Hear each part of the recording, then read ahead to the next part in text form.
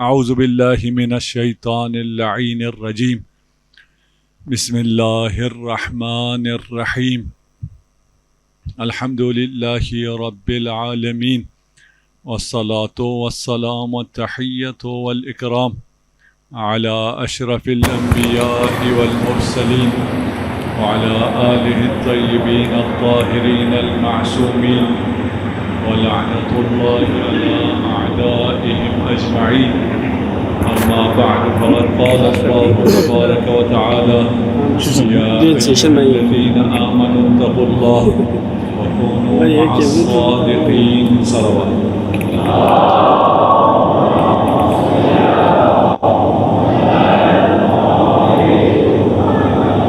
سلسلے بحث اس میں ہے کہ ہم اپنے آپ کو، اپنے اطراف میں موجود لوگوں کو اور بالاخص اپنے بچوں کو بیمہ کر سکیں، ویکسین کر سکیں اور الحاق اور ایتھزم کے حملے ہم پر اثر انداز نہ ہو سکیں۔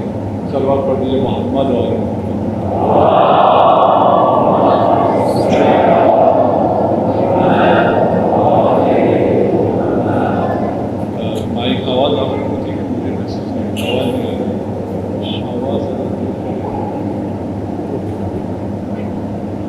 صلوات پڑھ دیجیے محمد اور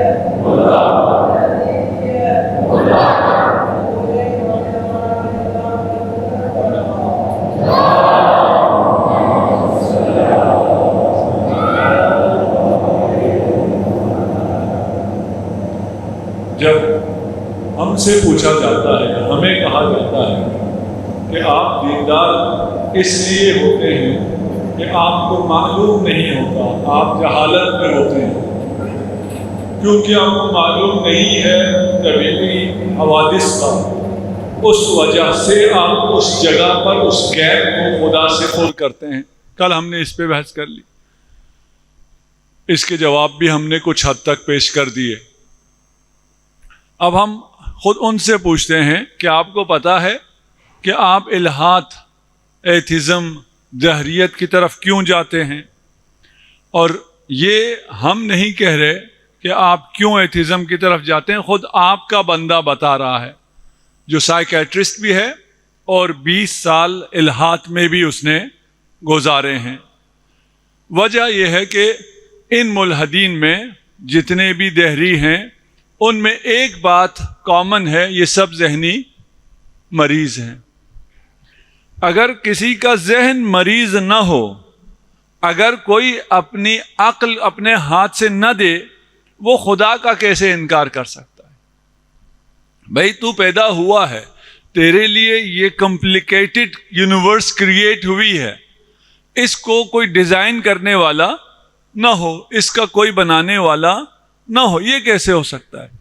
یہ کیسے دماغ ہیں جو اس نتیجے تک پہنچ جاتے ہیں کہ میرا خدا نہیں ہے، مجھے بنانے والا نہیں ہے، میں نیچر کے ہاتھوں ایک کھلونا ہوں، میرا نہ کوئی مقصد ہے، نہ کوئی منزل ہے، نہ میری کوئی عزت ہے، نہ میری کوئی کرامت ہے، میں بندر زادہ ہوں۔ بندر بھی اتفاقاً بن گیا تھا، وہ بھی نیچرل سلیکشن میں آگے بڑھتے ہوئے انسان بن گیا، اور میں نے ایک زندگی گزارنی ہے، غم سہنا ہے، دکھ سہنا ہے، جس کا کوئی مقصد ہی نہیں، بہت زیادہ سخت، اس کا کوئی مقصد ہی نہیں ہے۔ مجھے یاد ہے میں ہائی اسکول میں تھا، تو ایک ڈرائیور یہاں سے اسکردو جاتا تھا، اسکردو سے یہاں آتا تھا، اس روٹ پہ تھا۔ میں نے ایک دن اس سے پوچھا، میں نے کہا یار تو کس لیے یہاں سے اسکردو جاتا ہے؟ وہاں پہنچ کے تمہیں پتہ ہے وہاں سے تمہیں پھر واپس یہاں پہنچ کے پتا یہاں سے پھر واپس وہاں جانا، یہ سارا سفر کر کیسے لیتا ہے؟ کہتا ہے خدا کا شکر ہے میرا دماغ تیری طرح نہیں سوچتا، اگر یہ سوچتا رہ جاؤں ہمیشہ کہ میں یہ جا رہا ہوں، کس لیے جا رہا ہوں، واپس آ جاؤں، وہاں کس لیے جا رہا ہوں، پھر واپس آؤں، یہ میرا دماغ ایسا سوچتا ہی نہیں ہے، مجھے کوئی ٹینشن بھی نہیں۔ یہ جو ایتھیسٹ ہیں اس دنیا میں ہیں، یہ سارے غم برداشت کر رہے ہیں، کیوں کر رہے ہیں؟ یہ جو بول رہے ہیں، جو کھا رہے ہیں، جو سوچ رہے ہیں، یہ وہ خود کر رہے ہیں، ان کا اختیار ہے نہیں۔ یہ کیمیکل ریئیکشن ہے جو دماغ میں ہوتا ہے، اس کیمیکل ریئیکشن کے نتیجے میں ہمارے ہاتھ ہلتے ہیں، پاؤں ہلتے ہیں، ہماری زبان چلتی ہے، ہمارا اپنا کوئی ارادہ نہیں، اس لیے ہم خود ہیں ہی نہیں۔ انسان مادی انسان تو نہیں ہے، یہ مادہ تو انسان نہیں۔ اگر اسی کو انسان کا ہے تو میرا ہاتھ، یہ میں کون ہے جو کہہ رہا ہے میرا ہاتھ؟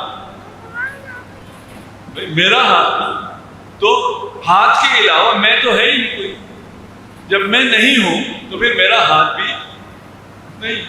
میری آنکھ، ایک میں ہوں اور ایک آنکھ ہے، آنکھ میری ہے، یہ کوئی سیلف ہے، کوئی وجود ہے جس کی آنکھ ہے، جس کا ہاتھ ہے۔ یہ ہاتھ نہیں رہتا پھر بھی وہ رہتا، یہ آنکھ نہیں رہتی پھر بھی وہ رہتا، یہ پاؤں نہیں رہتا پھر بھی وہ رہتا ہے۔ تو یہ جو ایتھیزم کی طرف چلے جاتے ہیں ان پر ترس آنا چاہیے۔ اور یہ جوانوں سے میں یہ بھی عرض کر دوں، جب آپ اچھے کام کرتے ہیں، وقت پہ نماز پڑھنے جاتے ہیں، سب کھیل رہے ہیں، آپ نے کھیل چھوڑا، آزان بھی آپ نماز پڑھنے چلے گئے، جو آپ کے اطراف میں وہ سب آپ کو تنگ کرنا شروع کرتے ہیں، آپ کو مذاق اڑانا شروع کرتے ہیں۔ آپ حجاب کر لینا شروع کریں، یہ جو بے حجاب ہے وہ آپ کو تنگ کرنا شروع کریں، آپ کا مذاق اڑانا شروع کریں۔ انسان ہے، جب زیادہ لوگ مذاق اڑا رہے ہوں آپ کا اثر ہوتا ہے، ایسا نہیں کہ اثر نہیں ہوتا، لیکن اگر آپ کو پتا ہو کہ یہ جو میرا مذاق اڑا رہے ہیں ان سے زیادہ تو ان کا مذاق اڑتا ہے، یہ مجھ پہ ہنستے ہیں، مجھے تو ان پہ رونا چاہیے کہ اللہ آزان دے رہا ہے، اللہ کی طرف سے آواز آ رہی ہے، نماز کا حکم ہے، میں نماز چھوڑ کے کر کیا رہا، کس چیز میں؟ یہ جو ہم کہتے ہیں نا ہم بہت مصروف ہیں، مولانا بڑی مصروفیت ہے، نماز کبھی پڑھتے ہیں کبھی نہیں پڑھتے، کیا مصروف؟ کسی دن لکھنا بیٹھ کے کیا مصروفیت کیا، اس کا حاصل کیا، وہ کرتے تو کیا ہوتا، نہ کرتے تو کیا ہوتا۔ یہ ہم شہر اقتدار میں نا، یہاں جب آپ کے پاس پوسٹ ہوتی ہے تو آپ لوگوں کو لگتا ہے یہ ساری دنیا آپ چلا رہے ہیں، آپ اگر ادھر ہو گئے تو پھر ساری دنیا رک جائے گی۔ ریٹائر بھی بہت ہیں، ان سے پوچھ لو، کوئی دنیا نہیں رکی، یہ قبرستان یہاں ہے، بھر گیا ہے چیٹ کا قبرستان، دنیا نہیں رکی، کوئی کام نہیں رکا، آپ کی کوئی حیثیت ہی ان دنیاوی کاموں کے لیے آپ کا ہونا نہ ہونا برابر ہے۔ کیوں انسان ایتھسٹ بن جاتا ہے؟ اس لیے کہ اس کا باپ نہیں ہوتا ہے، یا اس کا باپ بہت سخت ہوتا ہے، وہ انسان نہیں ہوتا ہے، سخت ہوتا ہے سے مراد انسان نہیں ہوتا، یا اس کا باپ مرد نہیں ہوتا ہے۔ اس سب کا نتیجہ کیا نکلتا ہے؟ یہ بچہ ایتھسٹ ہو جاتا ہے، نہ باپ کا رہتا ہے نہ خدا کا رہتا ہے۔ بہت سخت وارننگ ہے والدین کے لیے بھی اور بچوں کے لیے۔ والدین کے لیے زیادہ ہے، بچوں کے لیے تو نہیں ہے۔ بچے کیا کر سکتے ہیں کہ والدین کو صحیح پیرنٹنگ کرنی ہے، صحیح پیرنٹ بننا ہے، مرد کو مرد بننا ہے، عورت کو عورت بننا ہے، باپ کو باپ بننا ہے، ماں کو ماں بننا ہے، دونوں نے اپنا اپنا کردار ادا کرنا ہے۔ دونوں کمانے کے لیے چلے جائیں، بچے کیا بنیں گے؟ ایتھسٹ۔ بھائی باپ بھی کمانے جا رہا ہے، ماں بھی کمانے جا رہی ہے، باپ واپس آتا ہے تو سیکنڈ شفٹ پہ چلا جاتا ہے، ماں ویسی کام کر کے آئی ہوئی ہے، ویسی چڑچڑی ہوئی ہوئی ہے۔ وہ جو ماں نے پیار دینا تھا، شفقت دینی تھی، بچہ اسکول سے جب واپس آتا ہے اور اس ماں کی ممتا اور ماں کا استقبال اور وہ گھر کی گرم جوشی وہ حاصل نہ ہو، اس سے تو اسکول اچھا تھا، وہاں لڑکے زیادہ تھے، بچے زیادہ تھے، ان کے ساتھ پھر بھی ٹائم گزر جاتا تھا۔ باپ انتہائی ضروری ہے، باپ بنو۔ جن کے باپ نہ رہے ہوں یتیم، ان کے لیے معاشرے میں جو نیک لوگ ہیں وہ ان کے باپ بن جائیں، ان کے سر پر دست شفقت رکھیں۔ دوسرا جو وہ کہتا ہے وہ یہ ہے کہ وہ جو ایتھسٹ بنتے ہیں ان میں کوئی کمی ہوتی ہے، کوئی ڈیفیشنسی ہوتی ہے، کوئی نقص ہوتا ہے، اس نقص کو دور کرنے کے لیے وہ یہاں خدا کا انکار کر دیتے ہیں کہ اگر ہم بدنام ہوں گے تو کیا نام نہیں ہوگا، یہ بتانے کے لیے کہ مجھ میں کوئی کمی نہیں ہے، یہ انسان ناقص ہے۔ ایتھیزم کا ایک اشکال یہ ہے کہ اگر خدا ہے اور خدا نے ہمیں بنایا تو ناقص کیوں بنایا ہے؟ بھائی آپ مخلوق ہو، مخلوق ہوتا ہی ناقص ہے، مخلوق کامل نہیں ہوتا ہے. آپ مخلوق ہونا، محتاج ہونا ہی نقص ہے. ہم میں سے ہر شخص ناقص ہے. ہم ممکن ہیں، ممکن ناقص ہوتا ہے، وہ کمال کی طرف جاتا ہے. اس کمال مطلق نے آپ کو ناقص خلق کیا ہے. ناقص سے مراد آپ کو مخلوق خلق کیا ہے، آپ کو عدم سے وجود دیا ہے، اس کے بعد آپ کو صراط مستقیم دیا ہے، آپ کو ہادی اور منذر دیا ہے تاکہ آپ تقرب حاصل کر سکیں کمال مطلق کا. یہ راستہ آپ کو دیا ہے، وإلا یہ ممکن نہیں ہے آپ میں نقص نہ ہو. کچھ نقص ایسے ہیں جن کو پھر زیادہ لوگ پوائنٹ آؤٹ بھی کرتے ہیں، ان پہ انگلیاں بھی اٹھاتے ہیں، ان پہ ہنستے بھی ہیں. وہ بچے کیا کرتے ہیں؟ وہ بھی ریئیکشن کرتے ہیں. وہ ریئیکشن کیا کرتے ہیں؟ بڑے ہو کے کہتے ہیں ہم ہیں، ہمارے علاوہ دنیا میں کوئی بھی نہیں ہے، انا ربکم الاعلی. اگر اقتدار مل جائے تو. ایسے بہت ہیں. ہم اب اقتدار کسی کو اپنے گھر میں، محلے میں، آفس میں، شہر میں، صوبے میں، ملک میں، دنیا میں، جس کو جہاں اقتدار ملا ہے. یہ جو کمزوریاں رہ جاتی ہیں تو انسان کو یہ پتا ہونا چاہیے کہ یہ کمزوریاں سب میں ہیں. انسان ہی نام کمزوری کا ہے. کمزوری سے مراد یہ ہے کہ وہ شروع ہوتا ہے جب وہ اس دنیا میں آتا ہے تو اسے کچھ بھی نہیں پتا ہوتا. جب آپ ماں کے پیٹ سے آتے ہیں آپ کے پاس کچھ بھی نہیں ہوتا. آپ کے پاس کیا ہے؟ آپ کے پاس استعداد ہے، پوٹینشیل ہے تقرب کا، کمال مطلق سے قربت کا. اس کمال مطلق سے قربت کیسے حاصل کرنی ہے؟ معصومین جو قریب ترین ہستیاں ہیں وہ آپ کے لیے امام ہیں. تو یہ اگر مجھ میں کوئی نقص ہے تو میں اس نقص کو چھپاؤں یا اس نقص کی وجہ سے احساس کمتری میں چلا جاؤں اور اس کی وجہ سے میں دین اور خدا کو چھوڑ دوں. ایسا ہوتا ہے. یہ جو جتنے ایتھسٹ ہیں، میں نے جیسے کہا یہ ریسرچ ہے اور اس میں سب لکھا ہوا ہے اس میں کیا کیا مسائل تھے. ایک ایتھسٹ، اس کا نام بھی آسان ہے، اوپر نیچے سے نیچے اس کا نام تھا. اس کے بارے میں اس کی جو نقائص سے، اس نقص کی وجہ سے اس نے جو مشکلات پیدا کی ہیں انسان کے لیے بڑا بننے کے لیے. جب چھوٹا ہوتا ہے تو وہ بڑا بننے کی کوشش کرتا ہے. آپ نے بھی اپنے اطراف میں لوگوں کو دیکھا ہوگا، وہ چھوٹے ہوتے ہیں، ان کو بڑا بننے کے لیے بڑی گاڑی چاہیے ہوتی ہے، گارڈ چاہیے ہوتا ہے، پروٹوکول چاہیے ہوتا ہے، تب جا کے وہ بڑے ہوتے ہیں. اس کے بغیر وہ بڑے ہوتے ہی نہیں. چھوٹا ہوتا ہے. جو خود بڑا ہے اس کو یہ چیزیں بڑی نہیں کر سکتے. امیر المومنین علی ابن ابی طالب ارشاد فرماتے ہیں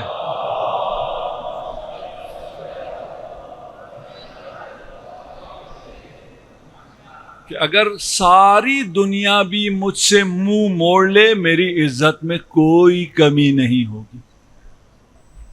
یہ عزت ہے نا. صاحب عزت تو وہ ہے جو عزت دیتا ہو، خود عزت کی بھیک مانگتا ہو گارڈ سے اطراف میں مجمع جمع کر کے. وہ تو صاحب عزت نہیں. ان وللہ العزت ولرسولہ وللمؤمنین. عزت اللہ کے لیے ہے، رسول کے لیے ہے اور مؤمنین کے لیے. آپس میں ایک دوسرے کا تمسخر مت اڑاؤ. یہ جوانوں کے لیے زیادہ ہے کیونکہ ہمیں جو میڈیا اور مغرب جو تعلیم دے رہا ہے، ہمیں جو تربیت کر رہا ہے وہ یہ ہے کہ خوب ایک دوسرے کا مذاق اڑاؤ، چل کرو. اس کے بعد اس مذاق کو اب آج کل پرینک کا نام دے کے اسے پھر شوٹ بھی کرو اور لوگوں کو بھی دکھاؤ. ہو رہا ہے نہیں ہو رہا؟ جی کیا جوان سارے کر رہے ہیں؟ ہم کر رہے ہیں. آپ پوچھ رہے ہیں ہو رہا ہے نہیں ہو رہا؟ اس کی اجازت نہیں ہے. دیکھیں اگر آپ کو پتا ہو نا میں ایک مذاق کر رہا ہوں، اس مذاق کے نتیجے میں اس کی جان جا سکتی ہے، کریں گے وہ مذاق؟ آپ کہیں گے نہیں یہ یہاں تک نہیں، اس کی جان جا سکتی ہے. اس سے پہلے والے مذاق ہم کر لیتے ہیں. ایک آدمی کو اتنا ڈرایا جائے کہ اس کی جان چلی جائے. سب کہیں گے، سارے عاقل کہیں گے کہ بھائی یہ والا مذاق مت کرو. آپ کی جو چھوٹے چھوٹے مذاق ہیں، جو آپ اپنے دوست کا مذاق اڑاتے ہیں، والد اپنے بچے کا مذاق اڑاتا ہے، آج کل یہ بھی شروع ہو گیا ہے، ٹھیک؟ یا بچے اپنے والدین کا مذاق اڑاتے ہیں. جان نہیں، ان کی ایمان جا سکتا ہے. بہت زیادہ خطرناک ہے. آپ کے مذاق کی وجہ سے اس کا ایمان جا سکتا ہے. مذاق نہ اڑاؤ. یا ایھا الذین آمنوا لا یسخر قوم من قوم عسى ان یکونوا خیرا منہم. ایک قوم دوسرے قوم کا مذاق نہ اڑائے. ہم برصغیر میں سرداروں کا مذاق اڑاتے ہیں. اب اپنی بات نہیں کرتا, ذکر بھی صحیح نہیں, ہم کس کا مذاق اڑاتے ہیں. ولا نساء من نساء, کوئی خاتون بھی کسی خاتون کا مذاق نہ اڑائے. ولا تلمزوا انفسکم, اپنے عیب نہ نکالو. ایک دوسرے کا مطلب اپنا کا ہے, انفس کا ہے, کہ وہ جو تو دوسرے کے عیب نکال رہے وہ تو خود تو ہے, وہ تیرا دوست ہے, وہ تیرا آئینہ ہے. اس کو اگر تنگ کرو گے, اس کی شخصیت کو گراؤ گے, اس کو مضطرب کرو گے تو تم بھی مضطرب ہو جاؤ گے. یہ آج جدید سائیکولوجی نے بھی اس کو حل کیا ہے کہ اگر آپ کو خوشی لینی ہے تو اپنے دوسرے کو خوش کرو, آپ زیادہ خوش ہوں گے, آپ کو پرماننٹ خوشی ملے گی, آپ کو لانگ لاسٹنگ ہیپینس ملے گی. اپنے لیے شاپنگ کر کے نہیں. میڈیا یہ کہتا ہے, مارکیٹنگ آپ کو یہ کہتی ہے یہ سب اپنے لیے خریدو تو بڑے خوش ہو جاؤ گے. سائنس اور دین اور خدا کیا کہتا ہے, دوسرے پہ خرچ کرو تم بہت خوش ہو جاؤ گے. اسی طرح اگر دوسرے کو مشکل میں مبتلا کرو گے تو تم خود بھی مشکل میں مبتلا ہوگے. دوسرے کے عیب نہ نکالو. لا تلمزوا انفسکم, اپنے عیب نہ نکالو. ولا تنابزوا بالالقاب, ایک دوسرے کو برے نام بھی مت دو. بئس اسم الفسوق بعد الایمان ومن لم یتب فاولئک هم الظالمون. توبہ کر لو, اگر توبہ نہ کرو تو پھر ظالموں میں سے ہو. اس آیت کی شان نزول کیا ہے وہ میں یہاں بیان نہیں کرتا کہ کس کے لیے نازل ہوئی ہے. ہمیں تو اپنے گریبان میں دیکھنا ہے نا, ہمیں یہ خوش نہیں ہونا کہ اچھا اس کے لیے نازل ہوئی ہے تو میں خوش ہو جاؤں. جس کے لیے نازل ہوئی ہے وہ مورد ہوتا ہے آیت کا. آیت کا حکم سب کے لیے ہوتا ہے. جو بھی دوسروں کا مذاق اڑائے گا اگر توبہ کر لے, خدا بخشنے والا تواب و رحیم ہے. کیا بات ہے خدا کی, سب کچھ بخش دیتا ہے. صرف یہ نا کہ شرک نہیں بخشتا, شرک بھی بخش دیتا ہے. اگر توبہ کرو شرک بھی معاف ہے. اگر توبہ کیے بغیر چلے جاؤ حالت شرک میں پھر معاف نہیں ہے, پھر شفاعت اور فلاں باقی چیزیں پھر بھی معاف ہو جائیں گی. لیکن جو بتا دیا کہ بھی توبہ کر لو, یہ اچھی چیزیں نہیں تھی. اگر توبہ نہ کیا تو تم ظالمین میں سے ہوگے. ظالمین کی شفاعت نہیں ہوتی. خدا نے آپ کو احسن تقویم میں خلق کیا ہے. صورکم فاحسن صورکم, آپ کی عزت خدا کو بہت زیادہ عزیز ہے. آپ حد کی عزت کا دعویٰ دائر کرتے ہیں نا عدالت میں. ایک حد کی عزت دنیاوی ہے جو ہمارا قانون دیتا ہے. اس میں آپ کو پروف کرنا ہوتا ہے کہ آپ نے یہ جو میرا مذاق اڑایا تھا یا جو الزام لگایا تھا وہ صحیح ہے یا صحیح نہیں ہے. اگر وہ صحیح ہو, آپ نے جو مجھ پہ الزام لگایا وہ صحیح ہو تو حد کی عزت میں آپ کو کیا دینا پڑے گا؟ کچھ بھی. جج کہے گا یہ دعویٰ صحیح ہے, یعنی یہ جو آپ نے حد کیا ہے کیونکہ بات صحیح تھی, آپ نے ایسا کام کیا تھا, اس نے اس لیے جو کام تو نے کیا وہ بتایا, جو عیب تجھ میں تھا وہ بتایا, اس لیے یہ حد کی عزت نہیں ہے. یہ دنیا کا قانون حد کی عزت ہے. اللہ کا قانون حد کی عزت کیا ہے؟ اگر آپ نے کسی پہ کوئی الزام لگایا یا کسی کا کوئی عیب بتایا, اگر اس میں وہ عیب ہے تو غیبت ہے, حرام ہے, پھر بھی حد کی عزت ہو گئی. اگر نہیں ہے تو بہتان ہے, پھر بھی حد کی عزت ہوگی. ہمارے ہاں ایک اور بات کیا کی جاتی ہے, میں اس کے منہ پہ ہی بول دیتا ہوں. منہ پہ بھی بولتے تو غلط کرتے ہو. یہ کس نے کہہ دیا کہ منہ پہ اگر بولتے ہو تو تم بڑے شیر ہو؟ اجازت نہیں ہے. مجھ میں کوئی نقص ہے, آپ سب کے سامنے میرے منہ پہ آ کے بولتے ہیں کہ تم میں فلاں جو ہے نقص ہے, اور صحیح بھی بول رہے ہیں, سچ بھی بول رہے ہیں, غیبت ہے. آپ کو اس بات کی اجازت نہیں ہے. قال اللہ عز وجل لیأذن بحرب منی, اعلان جنگ ہے, اس کے ساتھ میں اعلان جنگ کر رہا ہوں. کون؟ من اذل عبدی المؤمن, جو میرے مؤمن بندے کو ذلیل کرے.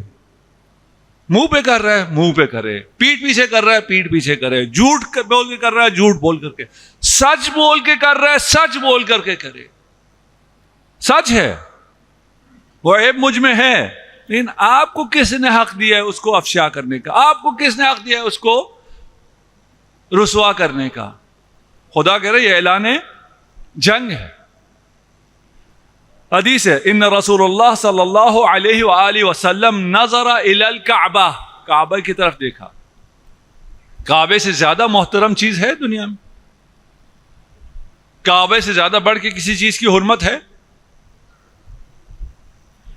ان رسول اللہ صلی اللہ علیہ وآلہ وسلم نظر الی کعبہ فقال مرحبا بالبیت اعظمک واعظم حرمتک علی اللہ. کیا بات ہے کعبہ تمہاری, اللہ نے تجھے کتنی حرمت سے بخشا ہے, اللہ نے تجھے کتنی عزت دی ہے. واللہ للمؤمن اعظم حرمتا منک لأن اللہ حرم منک واحدہ ومن المؤمن ثلاثہ. اے کعبہ تو بہت محترم ہے, تیرا بہت احترام ہے, تیری حرمت بہت عظیم ہے, لیکن مومن کی حرمت تجھ سے کہیں زیادہ ہے. کون ہے یہ مومن؟ آپ کی حرمت کعبے سے بہت زیادہ ہے. آپ کی کوئی کعبے کی بے احترامی کرے آپ سب کھڑے ہو جائیں گے, سارے مسلمان کہیں گے یہ بہت بڑا ظلم ہوا ہے. اور میں کنڈم کرتا ہوں ابھی جو سویڈن میں قرآن کی بے احترامی کی ہے, اس کو ہم سب سراپا احتجاج ہیں, اور بہترین اور خوبصورت ترین احتجاج کربلا میں ہوا. عزاداروں نے یکم محرم کو پرچم کشائی میں قرآن کو اپنے سروں پہ رکھ کے, قرآن کو بلند کر کے, پرچم حسین کو بلند کرتے ہوئے قرآن بلند کیا, اور وہ یہ احتجاج اپنا ریکارڈ کرایا. قرآن کا احترام ہے, کعبے کا احترام ہے. اگر کعبے کی بے حرمتی ہو ہم سب کھڑے ہو جائیں گے. رسول خدا کیا ارشاد فرما رہے ہیں, مومن کی حرمت کعبے سے 3 برابر زیادہ ہے.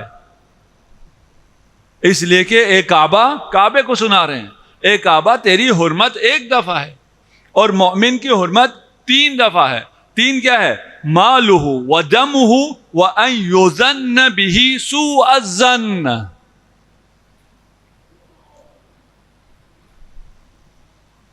اللہ اکبر. آپ کی عزت, آپ کے مومن بھائی کی عزت, پھر ہم درمیان میں ایسے نکل آتے ہیں کہ یہ تو مومن کے لیے کہا ہے, یہ کہاں سے مومن ہے؟ ایک اور غیبت, ایک اور گناہ. آپ کون ہوتے ہیں فیصلہ کرنے والا یہ مومن ہے یا مومن نہیں ہے؟ یہ جتنے یہاں بیٹھے یہ سب مومنین ہیں.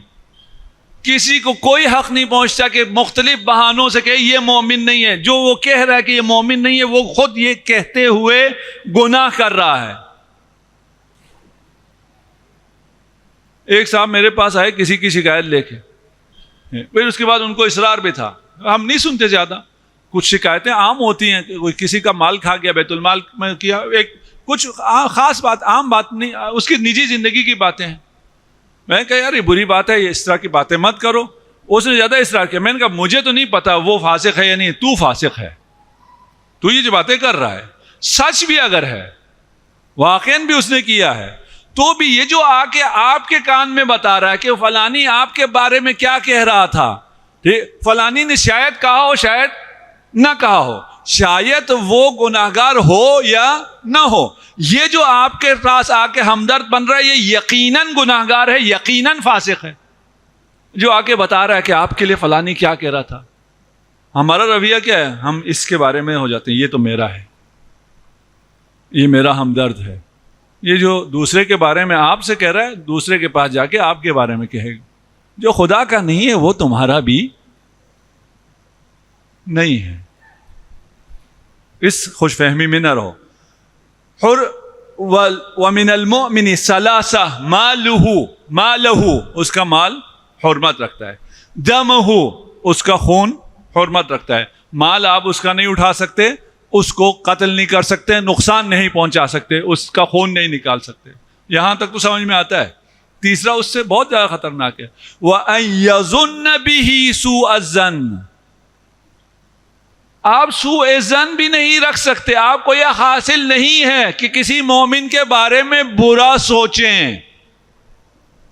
اگر ایک مومن سے کوئی حرکت سرزد ہوئی ہے, اس میں سے 99 چیزیں یہ ہیں کہ یہ کام غلط ہوگا, ایک احتمال یہ ہے کہ یہ کام صحیح ہوگا. ہمیں آپ کو حکم ہے اس ایک احتمال پہ رکھو, کہو یہ مومن ہے, اس نے جو کر رہا ہے یہ صحیح ہے, وہ ساری چیزیں نہیں.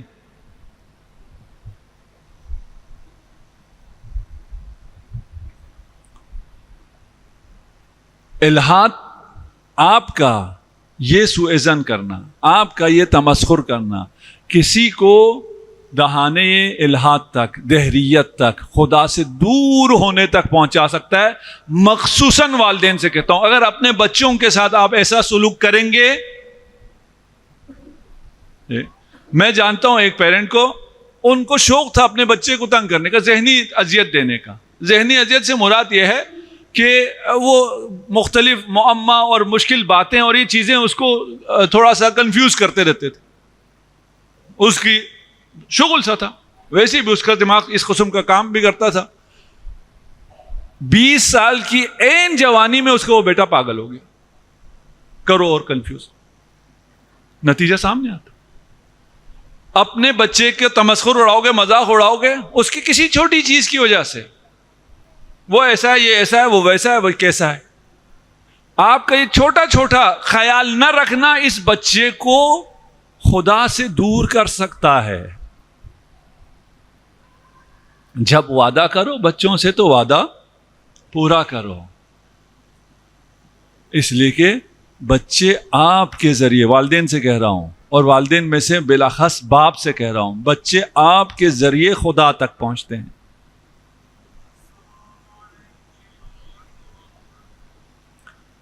تیسرا ہے, چوتھا میں بھول گیا, جو پال وٹس نے کہا ہے, یہ جو طبقاتی نظام ہے اس کی وجہ سے لوگ ملحد ہو جاتے ہیں.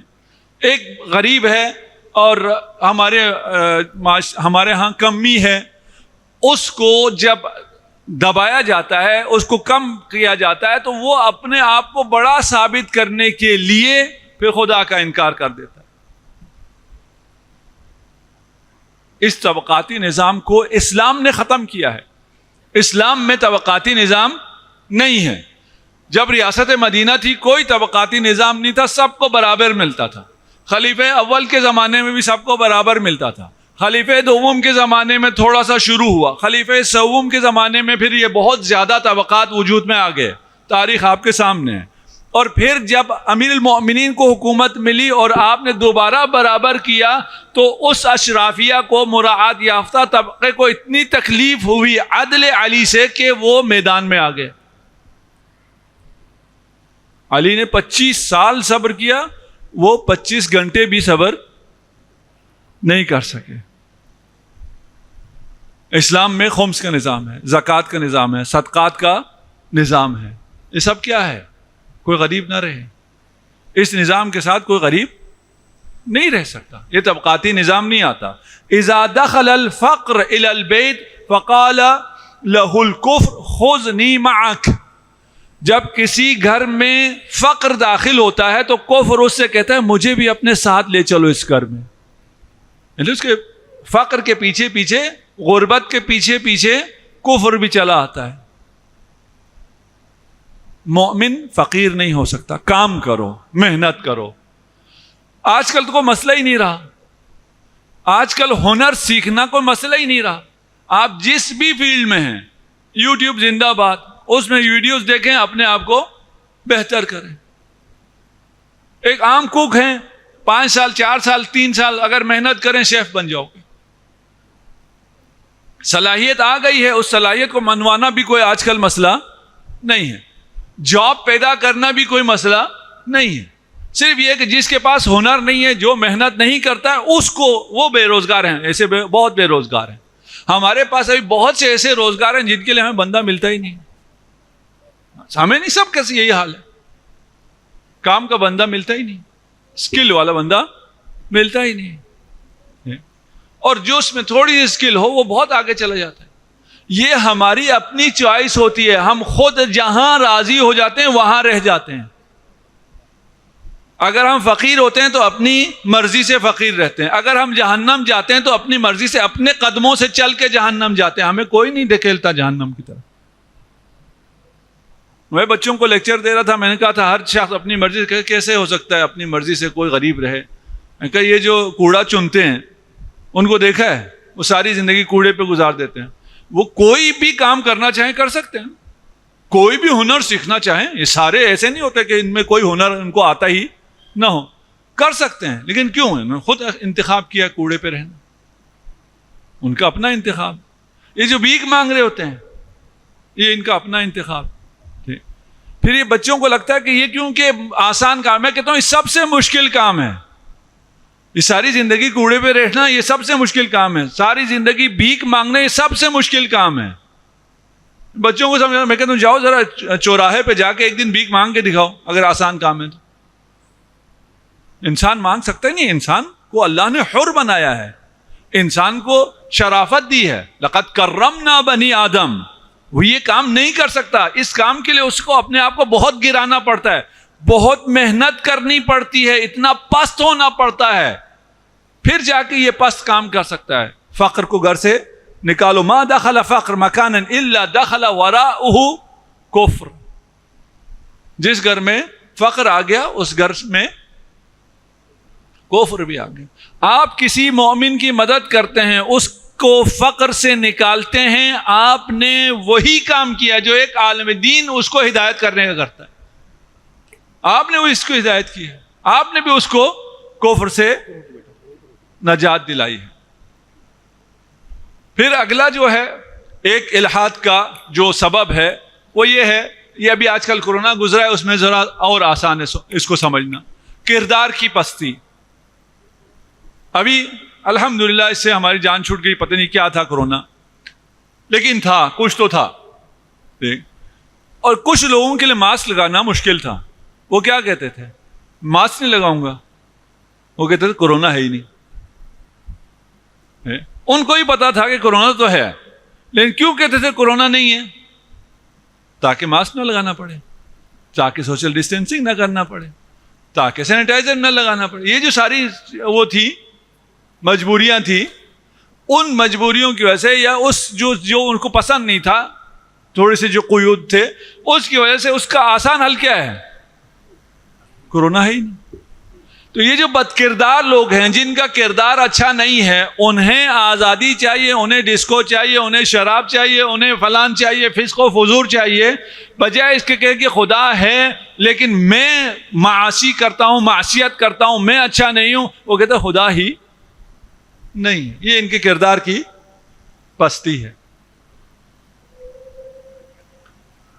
یہ دین کو زنجیر سمجھتے ہیں. دین کیا ہے میں نے بیان کیا تھا, میں نے یہاں بیان کیا یا پتہ نہیں شاید وہاں بیان کیا ہو حیدری چوک پہ. دین کھڑکی ہے. آپ کی زندگی ایک بند کمرہ ہے. اس بند کمرے میں نہ کوئی کھڑکی ہے, نہ کوئی دروازہ ہے, نہ آپ کو پتہ چل رہا ہے آپ کہاں ہیں, سورج کہاں ہے, وقت کیا ہے, جہت کیا ہے, ڈائریکشن کیا ہے, کچھ نہیں پتہ چل رہا. ٹھوپ اندھیرا ہے. اس اندھیرے کمرے میں اگر ایک کھڑکی کھل جائے اور وہاں سے نسیم بہاری اندر آ جائے, وہاں سے سورج کی کرنیں اندر آ جائیں, وہاں سے آپ کو پتہ چلے آپ کہاں ہیں, تو آپ زندہ ہو جائیں گے. دین وہ کھڑکی ہے, وہ روزن ہے. پہلے انسان کو پتہ ہی نہیں ہے میں کہاں ہوں, میں کیوں ہوں, میرے اطراف میں کیا ہے, کچھ پتہ نہیں. اندھیرے میں. آپ اندھیرے میں تو نہیں ہے نا, آپ تھک تو نہیں رہے جی؟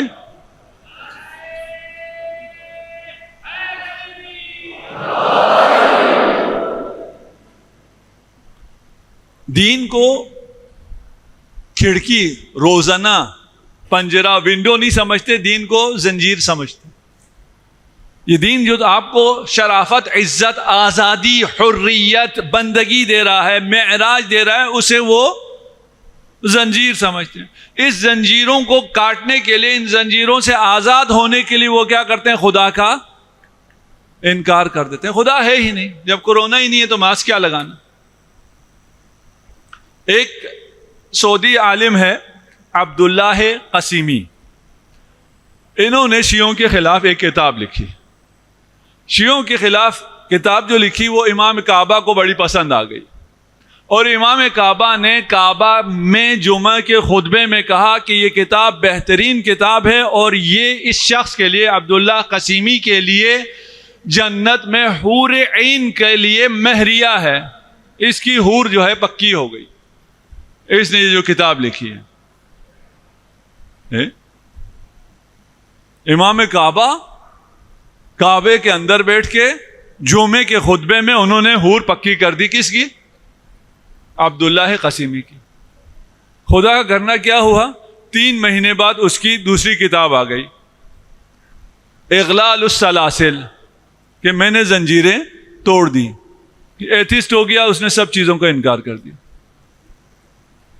جس کی حور عین پکی ہوئی تھی کعبے میں، اس نے کہا خدا ہے ہی نہیں، خدا نہیں ہے تو حور کہاں سے آ گئی.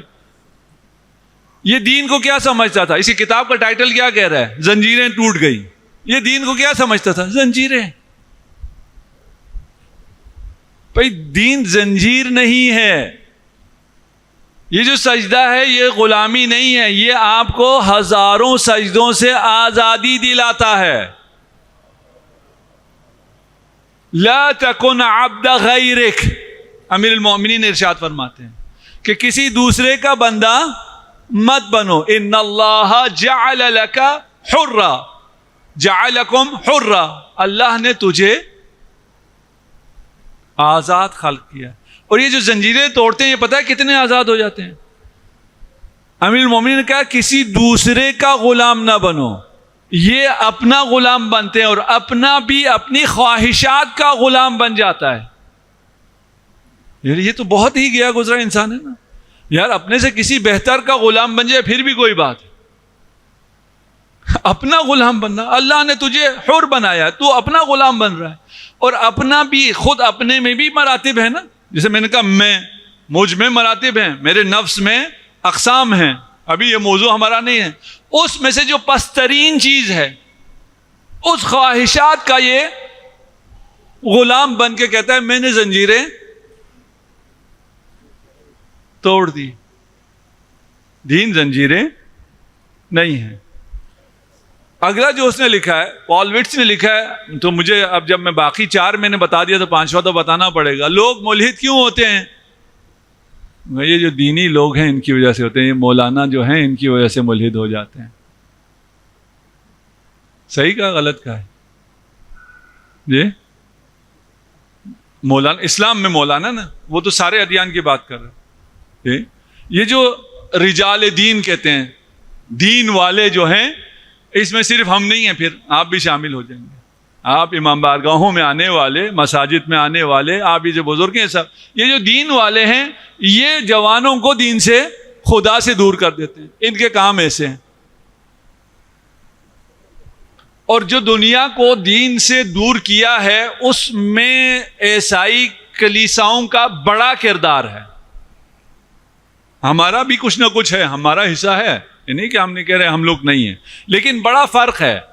اب جو ایتھسٹ ہیں، اور یہ ایتھزم ہمارے ہاں الحمدللہ ابھی بہت کم ہے لیکن پہنچ جائے گی. یہ جب ایک لہر آ رہی ہے نا، تو آتے ہوئے ابھی یہ سیلاب آ رہا تھا کراچی، پتہ نہیں کیا نام تھا اس کا، وہ جو سیلاب آ رہا تھا وہ کیونکہ کراچی پہنچنے سے پہلے اس کو دیکھ رہے تھے نا، جن کی نگاہیں تھی، سیٹلائٹ تھا، وہ دیکھ رہا تھا کہ سیلاب آ رہا ہے، اس لیے آپ کو خالی کرایا گیا سندھ کا بہت سا علاقہ. تو یہ سیلاب ہم آتے ہوئے دیکھ رہے ہیں. یہ ابھی عرب ملکوں میں بہت بڑی لہریں اس کی ہیں، ہمارے ہاں کم ہیں لیکن پہنچ جائے گا. یہ کہتے کیا ہیں؟ یہ کہتے ہیں کہ جس طرح عیسائی پادریوں نے علم پر، سائنس پر پابندیاں لگائی، نوجوانوں کو، اپنے عوام کو علم سے دور رکھا، وہی کام آج کے مولوی کر رہے ہیں. اس لیے انہوں نے ترقی کب کی؟ جب مذہبی لوگوں سے جان چھڑائی. تم بھی مذہبی لوگوں سے جان چھڑاؤ، تم بھی ترقی کر لو. بات سمجھ میں آ گئی؟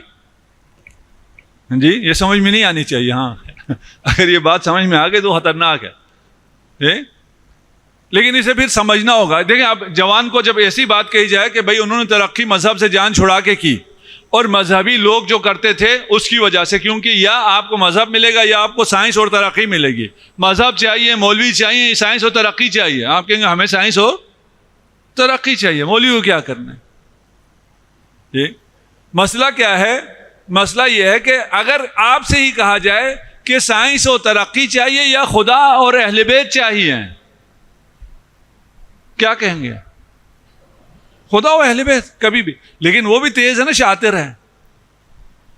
وہ یہ نہیں کہتا وہ کہ خدا اپنی جگہ رکھو، تم اہل بیت سے بھی محبت کرتے رہو. یہ مولوی سارے خراب ہیں، علماء سارے خراب ہیں. اگر آپ علماء سے کٹ گئے تو کہاں پہنچیں گے جی بھائی؟ علماء سے اگر کٹ گئے تو اہل بیت سے کٹ گئے. اہل بیت تک کیسے پہنچیں گے؟ علماء میں کس کو کہہ رہا ہوں؟ جو آپ کو اہل بیت تک پہنچا سکتا ہو، جس میں اہل بیت کا علم ہو، امامہ نہ ہو. نہیں، جتنے فیصد آپ کے پاس ہے اتنے آپ بھی عالم ہیں. اس لیے میں نے پہلے کہا تھا یہ بات خلاف صرف میرے نہیں جا رہی، آپ بھی شامل ہیں. لیکن یہاں ہمارا جوان یہ نہیں سمجھتا کہ بہت بڑا فرق ہے ہم میں، اسلام میں، اور اس وقت کے مسیحیت میں. بہت بڑا فرق ہے. البتہ ہمارے ہاں بھی ابھی کچھ لوگ ہیں، آپ نے ابھی دیکھا ہوگا کہ وہ کہتے ہیں جی زمین جو ہے وہ گول نہیں ہے، ہمارے بزرگ بابے نے کہا اس لیے زمین فلیٹ ہے. بچوں کو بھی پڑھا رہے ہوتے ہیں، ٹی وی چینل پہ پڑھا رہے ہیں. دیکھا ہے نا آپ نے؟ یہ اس سے ان کے مبلغ علم پتہ چل جاتا ہے، وہ باقی بھی جن کو مانتے ہیں وہ کیسے ہیں، جن کے وہ دن مناتے ہیں. یہ چیزیں آج کل کی اس دنیا میں کیا ضرورت ہے؟ اور اس چینل پہ یہ بتانے کی کیا ضرورت ہے کہ زمین کیا ہے، گول ہے یا گول نہیں ہے؟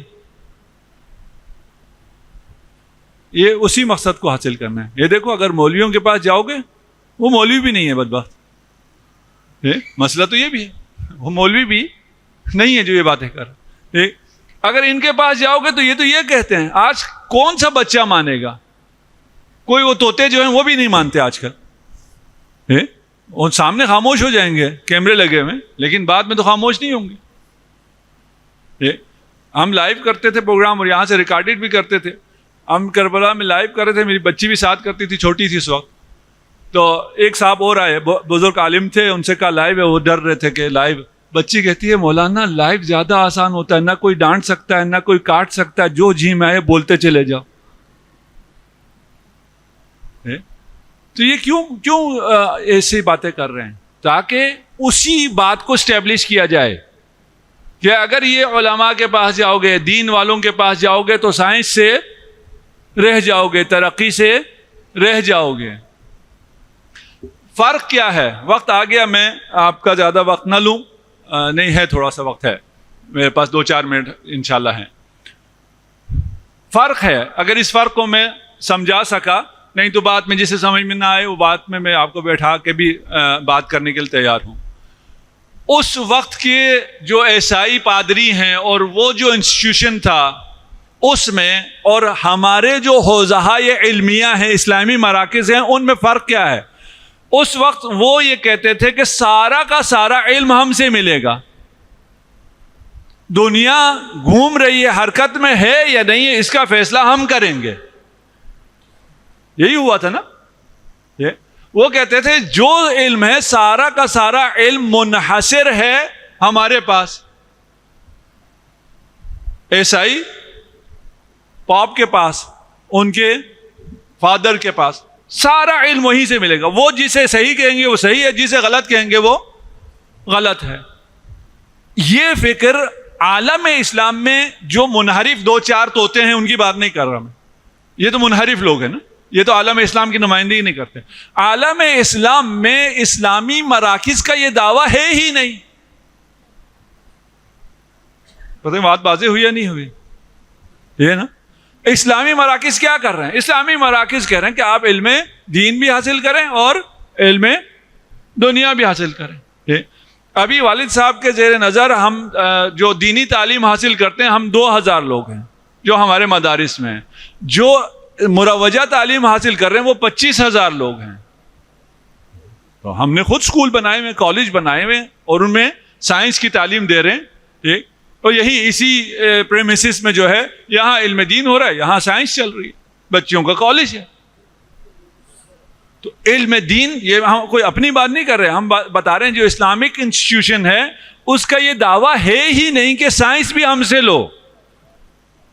جبکہ جو کرسچن انسٹیٹیوشن تھی اس وقت ان کا دعویٰ یہ تھا کہ سائنس بھی ہم سے ہی لو, ہم ہی بتائیں گے, جو ہم بتائیں گے وہی صحیح ہے, اس کے علاوہ اگر کوئی بات کرو گے تو وہ غلط ہے.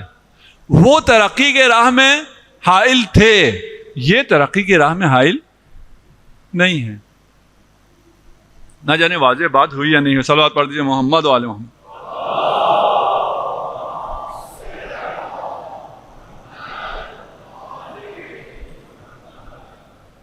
پھر کیوں انسان توحید کی طرف کیوں جاتا ہے, مذہب کی طرف کیوں آتا ہے؟ ان کی باتیں تو ہم نے رد کر دی. ہمارے پاس کیا جواب ہے؟ فطری ہے. ہم پہلے دن بھی کہا تھا. فطری کا کیا مطلب ہے؟ یعنی ہر انسان موحد ہے, پیدا ہی توحید پہ ہوتا ہے. جیسے ہر انسان پیدا ہوتے ساتھ ہی اسے پتا ہے, فطرتاً پتا ہے کہ اس کی ماں ہے اور ماں اسے دودھ پلائے گی, اس کو سمجھانے کی ضرورت پیش نہیں آتی. وہ ماں کو تلاش کرتا ہے, ماں سے محبت کرتا ہے, فطری. ماں اپنے بچے سے محبت کرتی ہے, فطری ہے. ماں اپنے بچے کو پرورش کرتی ہے, فطری ہے. فطری چیزوں میں پھر زیادہ آگے جا کے تحقیق کرنے کی کوئی ضرورت نہیں ہے. خدا پرستی بھی فطری ہے. یعنی دو انسان ہیں, ایک آپ کا اندر کا انسان ہے, ایک آپ کا یہ ظاہری مادی وجود ہے.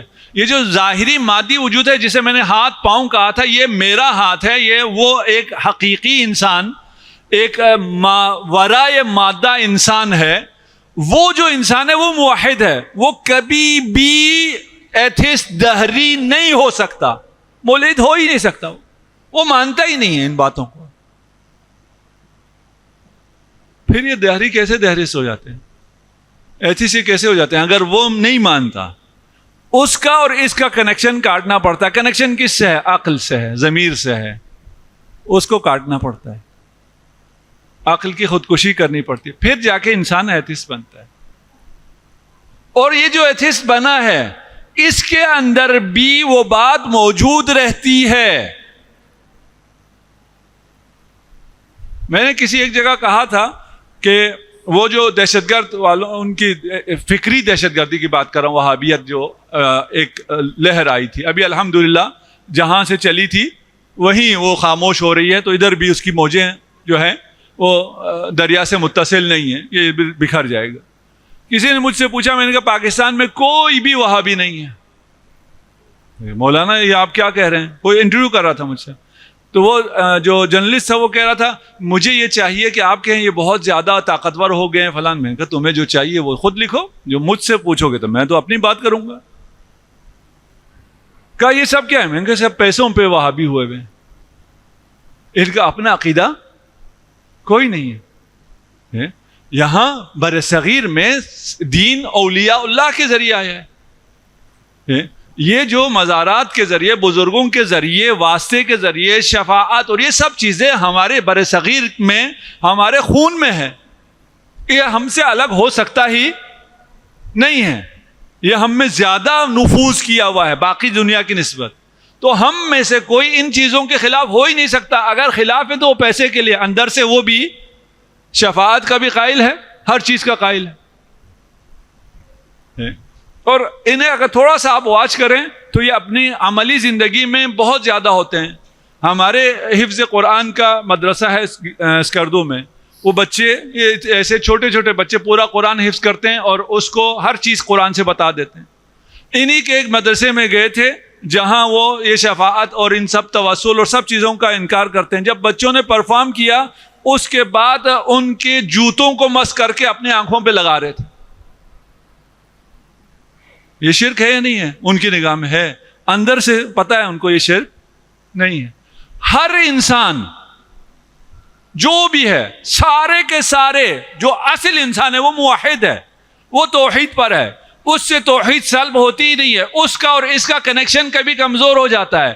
لیکن وقت آتا ہے جب یہ پچھلا انسان آگے آتا ہے اور آگے آ کے اپنے توحید کا اظہار کرتا ہے. اذا مس الناس ضر دعوا ربهم منیبین الیہ.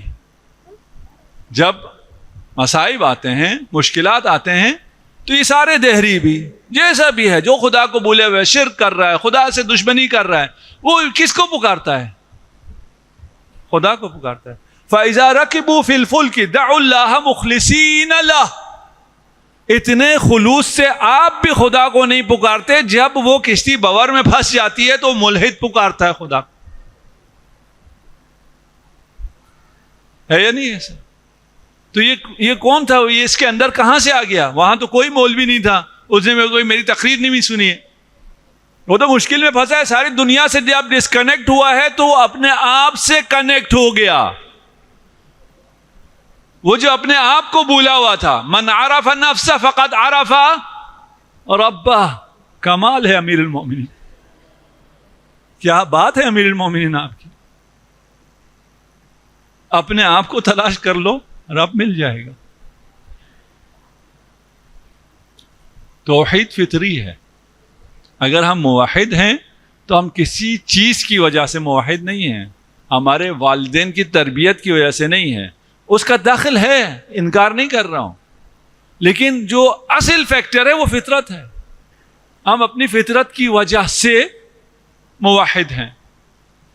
میں آپ لوگوں کا تہ دل سے شکر گزار ہوں کہ آپ انتہائی متانت سے ان الفاظ کو سنتے ہیں، اور بہت پازیٹیو فیڈ بیک ہے جس کی وجہ سے مجھے مزید جرأت ہو رہی ہے، اور میں اس گفتگو کو مجلس کے انداز سے تقریباً اوپر لا کر بات کر رہا ہوں.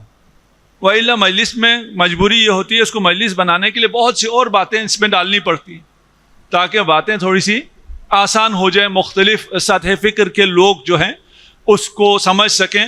تو اس میں اگر میں یہ باتیں کر رہا ہوں، قصور آپ کا ہے کہ آپ انہماک سے سن رہے ہیں. اور اگر اس میں سوالات ہیں، کچھ سوالات آئے ہیں جس کی بنیاد پر ہم نے گفتگو کو تھوڑا سا اس کو ایڈریس کرنے کے لیے بات کو چلایا ہے. ٹھیک، آج جو ہم نے بات کی ہے وہ یہ ہے، اس کا اگر آخری بات لے کے اگلے کل آپ کے لیے وہ دے دیں کہ اگر آپ کا اپنے آپ سے رابطہ کٹ جائے، اور آپ کا رابطہ عقل کے ذریعے ہوتا ہے اپنے اصلی حقیقت سے، اصلی شخصیت سے، نفس سے، اس عقل کو معاف کیے بغیر انسان ملحد نہیں ہو سکتا. جو پہلے دن سے کہہ رہا ہوں کہ عقل کی خودکشی کرو گے تو دہری بنو گے، وَإِلَّا ممکن نہیں ہے. اور یہ جو عقل کی خودکشی کر کے آئے ہوتے ہیں، کہتے ہیں کہ ہماری باتوں میں بڑی لاجک ہے. یہ بھی ڈرامہ ہے، یہ بھی کمال ہے واقعی ان لوگوں کا، یہ بھی مارکیٹنگ سکل ہے. ہم کل عقل پہ بات کریں گے اور عقل کو سمجھیں گے. ایک مسئلہ یہ بھی ہے کہ ہم عقل کو صحیح سمجھتے نہیں ہیں، اور اس لیے ہم سمجھتے ہیں ہمارے اپنے دماغ میں جو خیالات آ رہے ہیں وہ عقل ہے. اور ہم کہتے ہیں مولانا آپ تو کہتے ہیں یہ حجاب یوں ہونا چاہیے، یہ حکم یوں ہونا چاہیے، میری عقل میں نہیں آتا. عقل تو حجت ہے نا. تو یہ کیا ہے معاملہ، اسے انشاءاللہ کل بیان کریں گے. صلوات پڑھ جائے محمد و آل محمد.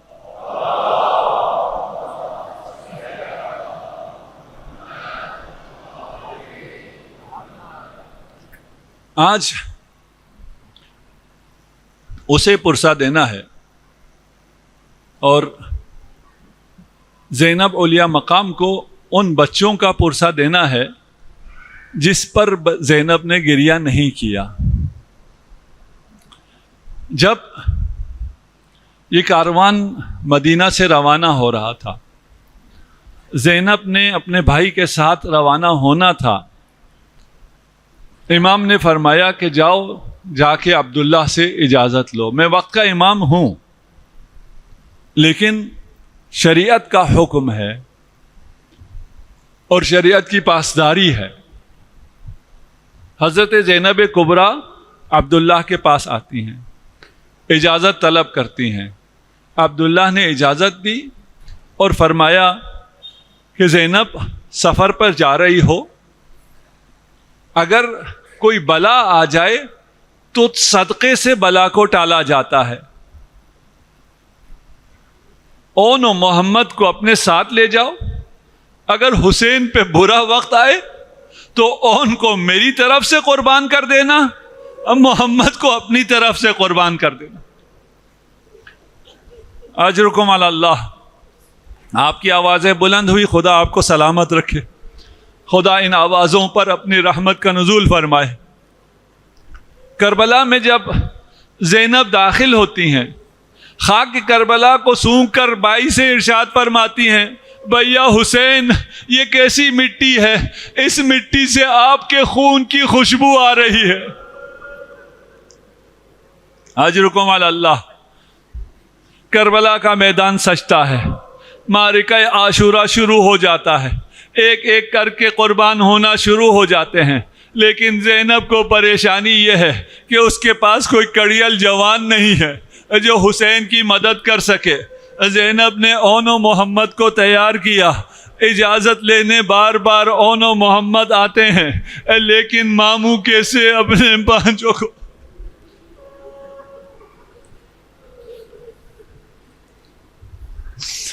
مرنے کی اجازت دے دے. امام منع فرماتے ہیں، بچے اصرار کرتے رہتے ہیں. جب بچوں کو اجازت نہ ملی تو زینب خود تشریف لاتی ہے، بار بار اجازت کا تقاضا کرتی ہیں. وہ زینب جب دربار میں بولی، اس گرج کے ساتھ بولی کہ اشقیاء نے کہا، لگتا تھا علی آ گئے ہیں، علی بول رہے ہیں، لیکن اجازت لینے کے لیے التماس کرتی رہی. جب اجازت نہ ملی تو ماں زہرا کا واسطہ دیا، فرمایا حسین آپ کو اماں فاطمہ کا واسطہ. میں نہ چاہوں گی قیامت کے دن میں فاطمہ ماں کے سامنے شرمندہ ہوں. ہر کسی نے اپنا لال حسین پہ قربان کیا. اجرکم علی اللہ. اجازت ملی، فاطمہ کا واسطہ تھا. امام زمان ارشاد فرماتے ہیں، میرے شیعو اگر تمہیں میرے ظہور کی دعوت، میرے ظہور کی دعا کرنی ہے تو خدا کو زینب کبریٰ کا واسطہ دو. اگر امام زمانہ کی توجہات حاصل کرنی ہے تو آج زینب کے غم میں آنسو بہاؤ. زینب نے بچوں کو تیار کیا، صندوق تبرکات کا کھلا، جعفر طیار کا امامہ اون کے سر پہ رکھا، حیدر کرار کا امامہ محمد کے سر پہ رکھا. اتنے چھوٹے ہیں کہ ذرا بھی زیب تن نہیں کر سکتے. دونوں شہزادے جہاد کے لیے گئے، بہت سوں کو فنار کیا، لیکن ایک شقی نے محمد کو زیر کیا. محمد گھوڑے سے گرا، محمد شہید ہو گئے. قاتل نے محمد کا سر تن سے جدا کرنا چاہا، اون نے گھوڑا چھوڑا، عقاب کی طرح قاتل کا سر قلم کر دیا، لیکن خود نرغے آدم تنہا رہ گیا.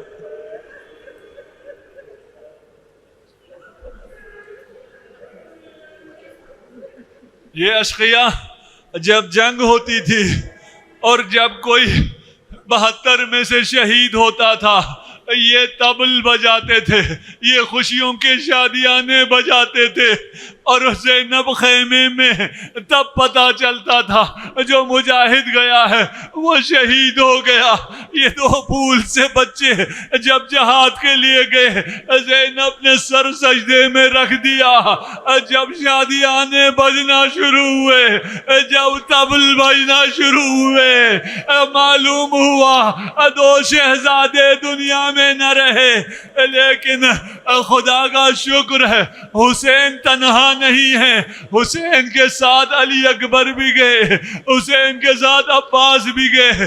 ان کو علی اکبر نے اٹھایا، محمد کو عباس نے اٹھایا.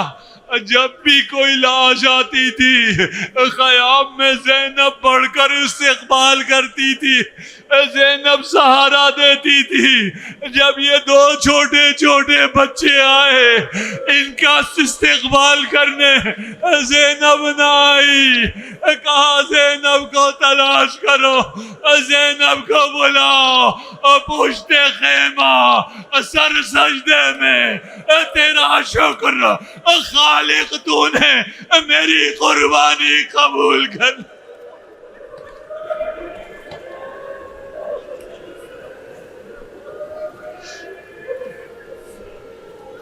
اجرکم علی اللہ۔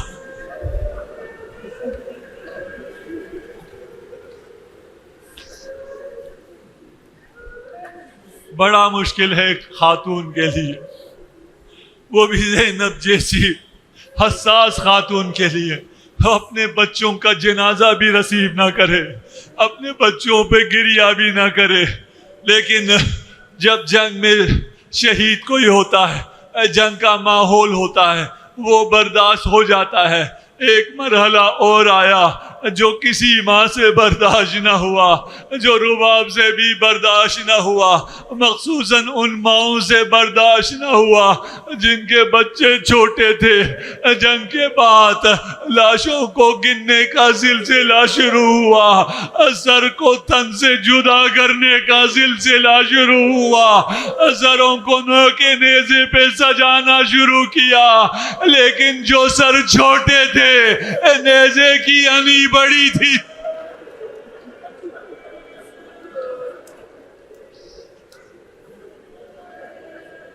سب ماؤں نے گریہ کیا، زینب نے اس مقام پر بھی گریہ نہ کیا۔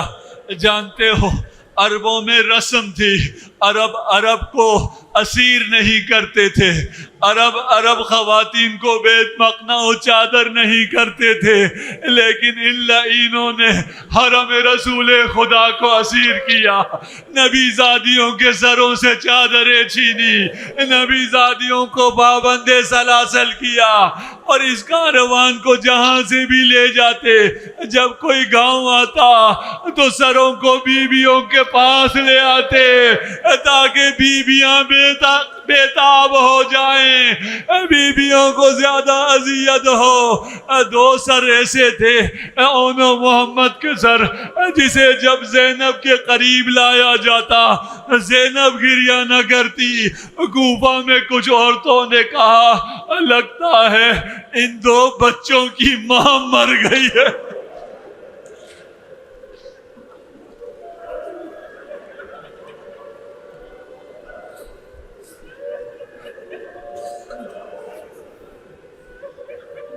اجرکم علی اللہ۔ خدا ان آوازوں پر اپنی رحمتوں کا نزول فرمائے۔ امام زمانہ آپ سے راضی ہوں۔ زینب کسی بھی مقام پر نہیں روئی۔ زندان میں اتنے عرصے کے بعد جب سر واپس آنا شروع ہوئے، ہر ماں نے اپنے شہید کا سر لے کر گریہ کیا۔ جب یہ دو چھوٹے چھوٹے سر آئے، ان کو لے کر گریہ کرنے والا کوئی نہ تھا۔ زینب کے ہاتھوں میں حسین کا سر تھا، زینب کی زبان پہ حسین کا ذکر تھا۔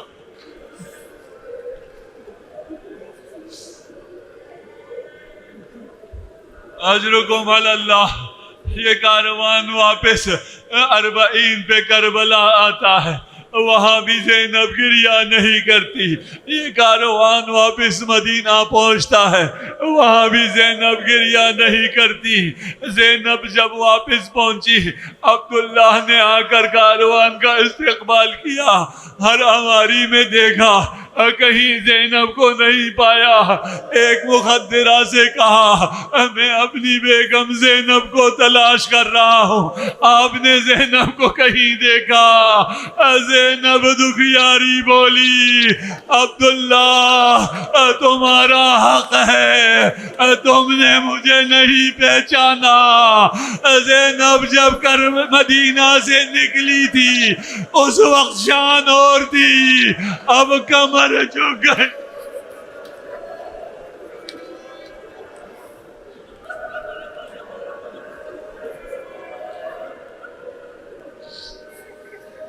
اجرکم علی اللہ. نانا کی قبر پر گئی، وہ نانا جسے کربلا سے پکارتی رہی تھی، واہ محمدا.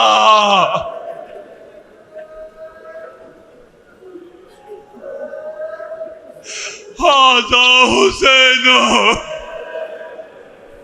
مرمل بالدماء مقطوع الاعضاء مظلوم الرداء. اب جب نانا کی قبر پر آئی ہے، سارا ماجرا بتایا، سارا مرثیہ پڑھا، لیکن حیا ہے، اپنی چادر نہیں ہٹائی، اپنے بازو نہیں دکھائے. لیکن جب ماں کی قبر پر آئی،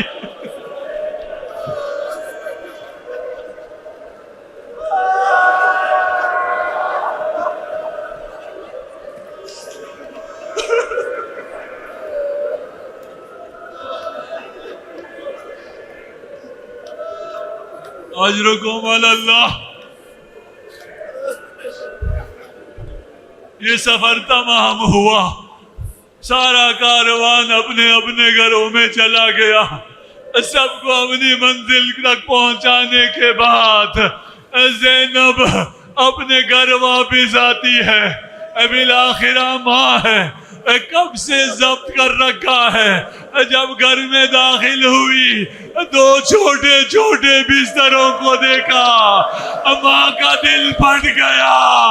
صبر زینب تمام ہوا، اپنے بچوں کو پکارا، واہ محمدا.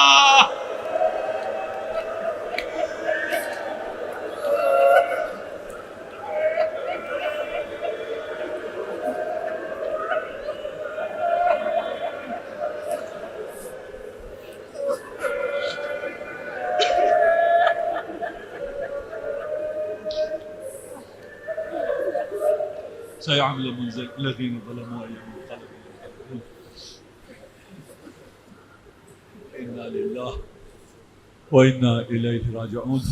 خدایا ہماری اس قلیل عبادت کو اپنی بارگاہ میں قبول منظور فرما، تمام عزاداروں کی حفاظت فرما، تمام مریضوں کو شفاء عاجل عنایت فرما. بالاخص علامہ اسد عالم نقوی، الحاج میثم کاظم اور آج مصطفیٰ گوکل کو شفاء عاجل عنایت فرما.